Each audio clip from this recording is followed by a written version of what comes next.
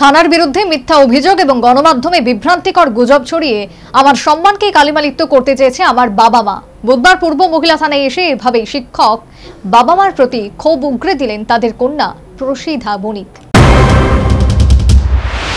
মেয়ের নিখোঁজ অভিযোগ থানায় লিপিবদ্ধ করতে পারছেন না প্রাক্তন শিক্ষক কৃষ্ণধন বণিক এবং তার সহধর্মিণী অনুরাধা বণিক। থানায় কর্তৃপক্ষ তাদের বিরুদ্ধে অসহযোগিতা করছে, যার কারণে হিন্দু জাগরণ মঞ্চের সহযোগিতা নিয়ে মঙ্গলবার মেয়ের নিখোঁজের অভিযোগ দায়ের করেছিলেন এই শিক্ষক দম্পতি। বিভিন্ন সমাজ মাধ্যমে কুৎসা ছড়িয়ে দেওয়া হয়েছিল তাদের মেয়ে প্রসিধা বণিক সংখ্যালঘু ছেলের সাথে পালিয়ে গেছে। সমাজ মাধ্যমে এই খবর প্রকাশ হওয়ার পর বুধবার সশরীরে পূর্ব মহিলা থানায় হাজির হলেন প্রসিধা বণিক। গত 24 ঘন্টায় সমাজ মাধ্যমে যে কুৎসা তার বিরুদ্ধে রটেছে তার তীব্র বিরোধিতা করে প্রসিধা জানান, আমি অন্য কোনো ছেলের সাথে পালিয়ে যাইনি। থানায় মা বাবার বিরুদ্ধে সমস্ত অভিযোগ জানিয়েই আমি রাজ্য ত্যাগ করেছি।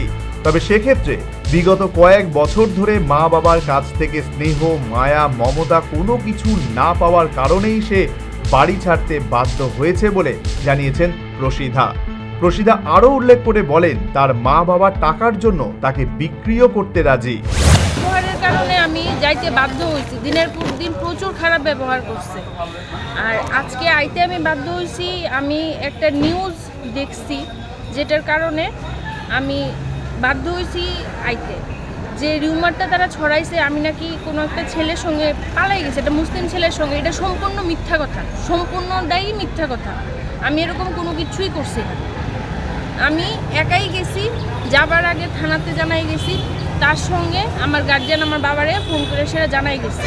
তারপরে তারা এটা সম্পূর্ণ মিথ্যাভাবে সম্পূর্ণটাই করছে। আমি ছোটোবেলার থেকেই তাদের কাছ থেকে বিতাড়িত, কোনোদিন ভালো কিছু তাদের থেকে আমি পাইছি না। তাদের ভালোর চিন্তা করে সেটা অনেক কিছু করতে চাইছে, তারপরেও তারা আমার ভালোটা কোনো সময় চাইছে না।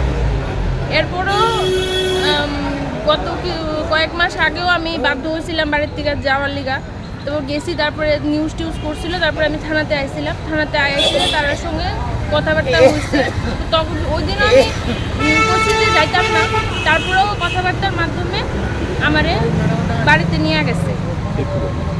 বাড়িতে নিয়ে যাওয়ার পরে সেই একই রকম টর্চারিং, বিভিন্ন ধরনের মানে বাজে ধরনের কথাবার্তা, মানে যা তা কথাবার্তা সম্পূর্ণ সব কিছু তারা করে গেছে। এরপরে আমি বাজে ধরনের কথাবার্তা, যেই সব কথাবার্তা একটা মা কোনো সময় একজন মেয়ের এরকম কথাবার্তা করতে পারে না, এমন ধরনের কথাবার্তা করছে। আমি বাধ্য হয়েছি তারপরে থানাতে রিটার্ন অ্যাপ্লিকেশন দিতে আমার মা বাবার বিরুদ্ধে। আমার যেদিন আমি অ্যাপ্লিকেশন জমা দিয়েছি সেদিন আমার বাবা ঘরে তালা দিয়ে রাখছে, আমার ঢুকতে দিত না কই সেটা। আমি বাধ্য হয়েছি তখন থানাতে আবার ফোন করছি যাতে তারা আমার বাড়িতে ঢুকতে দেয়। থানার থেকে গেছে, আমি থানাতে ফোন করছি, ম্যাডামরে ফোন করছি, ম্যাডাম বলছি ঠিক আছে আমি লোক পাঠাইতেছি। তারপরে তারা লোক পাঠাইছে, পরে তারা দরজা গিয়া।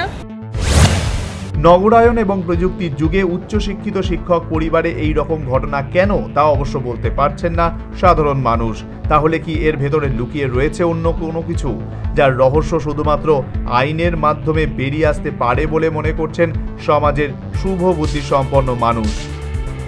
Bureau report, news vanguard.